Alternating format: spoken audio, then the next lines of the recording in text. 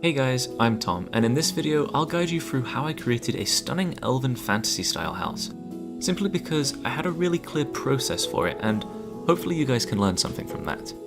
Step 1 actually started outside of the game. I had already decided that I wanted to make a fantasy Elven build, but the project only existed as an idea.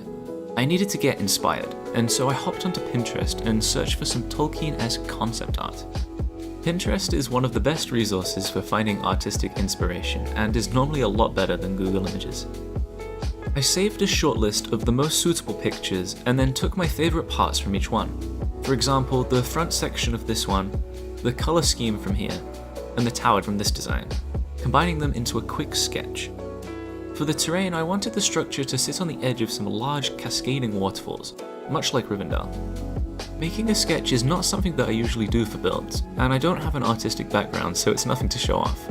But I found it very helpful for the rest of the process, and so I'd recommend giving it a go if you haven't before. In-game, I started by laying down some block palettes. I picked out short gradients, mainly going off of my gradient color wheel, which of course you can find on my community Discord server, or download for free via my Planet Minecraft page. I chose to have a cyan roof, bronze roof trim, white walls, and a brown wall trim. I also slapped down a funky orange gradient that I wanted to use for the leaves of some fantasy trees, as well as a potential grayscale gradient for the terrain. I'll speedrun my process for the terrain since, although it is complicated, it's nothing that I haven't covered on this channel before. I started by using Archeon's Loft tool to make the base shape of a steep cliff, which I then roughened up with Metabrush's Metaball, and smoothed with Voxel Sniper's Blend Ball brush. Then I merged some arc boulders into the terrain, defining the cliff edges where my waterfalls would flow off of. After that, I used a sphere brush of air to carve out my river channel, flattened the base and smoothed out its banks. I filled in the river with placeholder blue wool, and used the loft tool again, now with the D flag, to stack the flowing water down to the ground. For the cliff in the background, I used the angled cliff meta brush to layer some ledges, and smooth them out again using the blend ball brush. Then I applied a layer of grass via an overlaid angle mask. The remaining stone was textured using a quick purl and noise pattern, and I added an upper waterfall on the right hand side. I'd highly recommend checking out my terrain tutorial playlist for detailed guides on all of these techniques. With the spooky terrain out of the way, we can focus on the actual structure.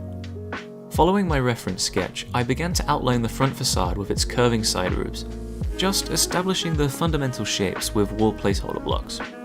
Once I had happily defined my building scale compared to my sketch, I could continue to build at that scale by following the sketch. This is a slow part of the process, and it comes with a lot of trial and error, which is important.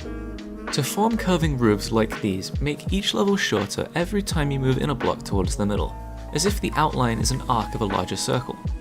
You'll also notice that I added a lot of depth to my base shaping, and I achieved this by overhanging the roofs by one block and knocking back the white walls between the brown trims by one block as well. This extra space is significant for detailing later on. Additionally, I added curved doorways, windows and dormers alongside ridges and chimneys, which act to break up the larger shapes and make the overall composition more interesting. To block in the gradients quickly, I used the GoPaint plugin's gradient brush and then fixed up the patterns by hand. For the details, I used the spruce shaping blocks, as well as mud brick walls and barrels, since they colour match with the oak logs.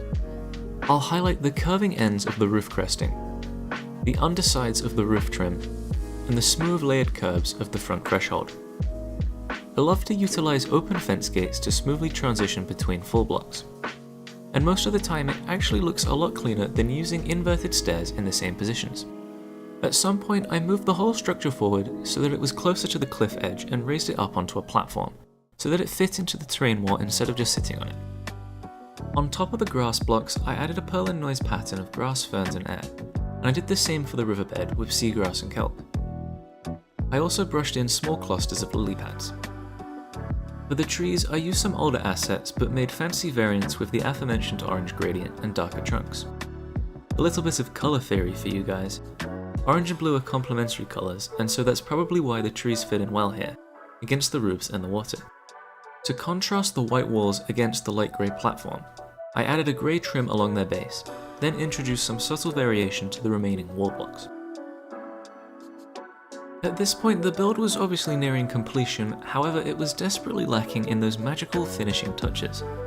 And so I took a quick screenshot and sent it to my friends, in order to collect some feedback. My creative mode building friends immediately recognised that the grey chimneys and new tower were blending into the cliff behind them, and so I made a note to change those elements to white instead. My survival mode building friends pointed out that the build as a whole was missing some life, and recommended adding flowers and vegetation to the terrain and also to the structure. Getting constructive feedback and successfully implementing said feedback was absolutely vital to the aesthetics of this project. And if you were to take just one thing away from this video, it would be to simply ask for help when you get stuck. If you want this build in your own world, you can download it on my Patreon, alongside all of my other work. This mansion possibly maybe does not have an interior, so perhaps customizing your own interior could be a fun project. Regardless, thanks for watching.